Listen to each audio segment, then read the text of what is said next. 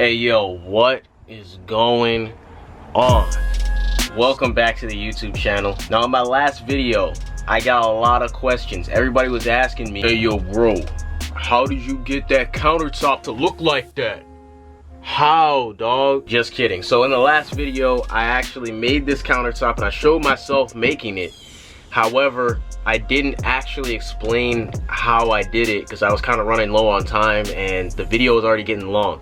But luckily for you, I need to make the rest of my kitchen that's gonna go on the other side of this room. Like, this is the sink and then the kitchen's gonna go over there. So I need to make the countertop that's gonna go here. I'm gonna show you how I make the countertops for cheap, for like maybe $20. A lot of people on YouTube, man, with these vans and these tiny houses, they keep telling you to go buy these expensive butcher block countertops, but I disagree.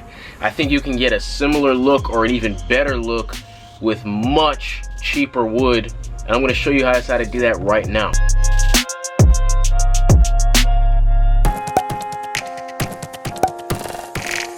First thing I'm gonna do is cut this down to the length that I need, but it's actually not wide enough, so I need to glue 3 or 4 of these together in order to get my final width.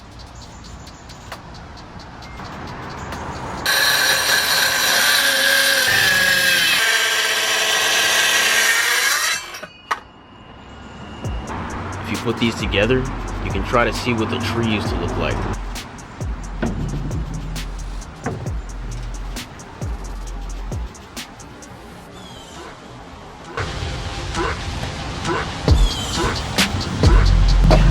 Alright, so I cut these pieces down, but the current problem is that when you try to put them together, they don't have that seamless look. The problem is that when these were sold, they already had this sanded edge here, and that kind of makes a divot in your boards if you're trying to glue them together. So the way we fix that is we're actually just gonna cut this entire side just clean off the board.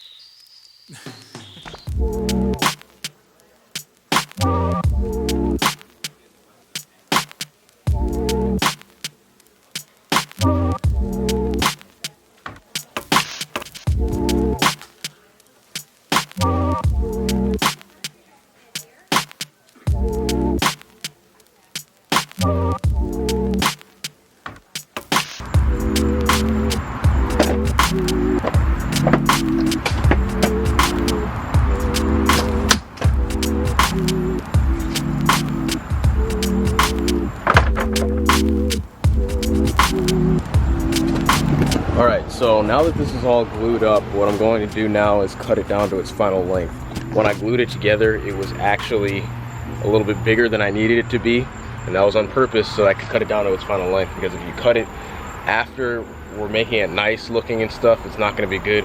And also what you want to do is clean up these edges here that are not completely lined up with the whole thing, as like these pieces are.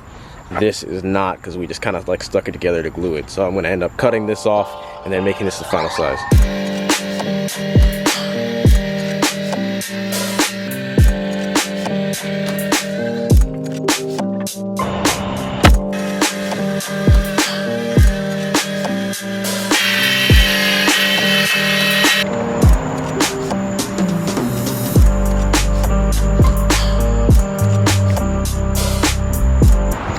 Now that I've got this chopped down to its final size, now I can start making this look pretty. So we're gonna get upstairs and start it off with the sanding.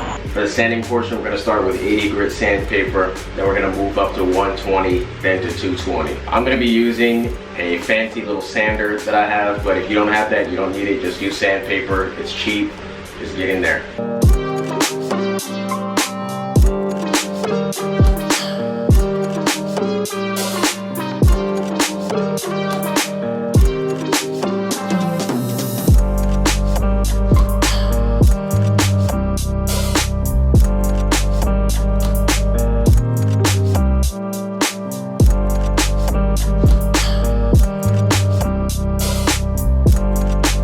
So once I'm done sanding, I like to wipe it off with a wet cloth and get all that dust out of here. At this point, the wood should be extremely smooth and it should feel pretty soft. It's also going to bring out a lot of the color and detail that was in the wood that you couldn't see before. So the staining process works a little bit like this. Staining doesn't actually paint the wood, it more so like absorbs in the wood. So imagine it kind of like lotion. Like when you put lotion on your body, then the lotion like absorbs into your pores, and that's why you stop seeing it after you rub it in for a while. Since stain works the same way, what I'm actually gonna do is apply the stain onto the wood, right? Then I'm gonna let the stain sit on the wood for a little while, usually like 5 to 15 minutes. I'm gonna be doing 5 minutes on this one. The longer you leave it, the darker the wood gets. And then you wipe it off of the wood with a rag. Don't just leave the stain sitting on the wood like paint, okay? You have to wipe it off. The stain I'm gonna be using is this one right here. I actually don't know what this is. This is just whatever stain they sell at Lowe's. You can apply it with anything that you want, but I like to use foam brushes. But you could use a rag, a bristle brush, whatever. You can use your hand, I don't know, whatever you want. Then after that stain has dried, probably after a couple hours, I'm going to apply polyurethane. I like to use oil-based polyurethane, and I also use a foam brush to apply that. And basically what this does is it coats on top of the stain that you just did, so it permanently has that color. And then if you choose to use a gloss polyurethane, then it's gonna give it that shine that shows up really nice in pictures and whatnot. So I'm gonna be doing 2 coats of polyurethane. I'm gonna be doing 1 coat of stain. After the first coat of polyurethane, I'm going to sand the surface again with 220 grit again, because it's gonna be kind of rough from the stain and the first layer of polyurethane. Then when I put the second layer on, I'm just gonna leave it there and it's gonna be super smooth, I'm telling you.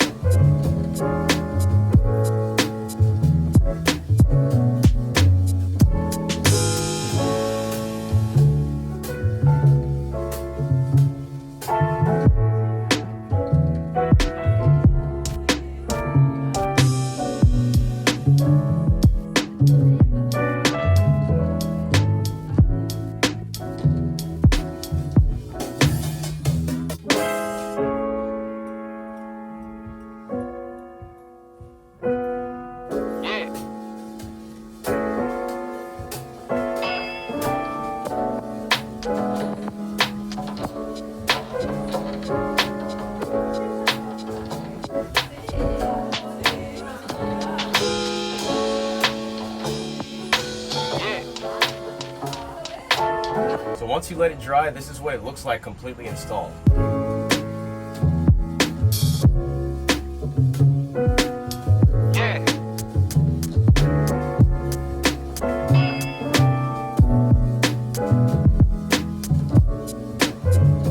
It's got a nice shine to it, depending on what kind of polyurethane you decided to put on here, and it really brings out the texture of the wood that was already there. So as you can see, this looks really nice. It protects the wood, it brings out the colors, all of that stuff. But I need to end this video right here because it's about to start pouring outside, so I need to get inside before it starts raining. I know a lot of you are curious about this entire kitchen set that I'm sitting on right now, but I'm still building it right now, and you guys are gonna see how I built this whole thing in my next video. So make sure you guys subscribe, turn on the push notifications so you'll know when I'm posting these videos. Anyway, I gotta get out of here, so I'll see you guys in the next one. Later.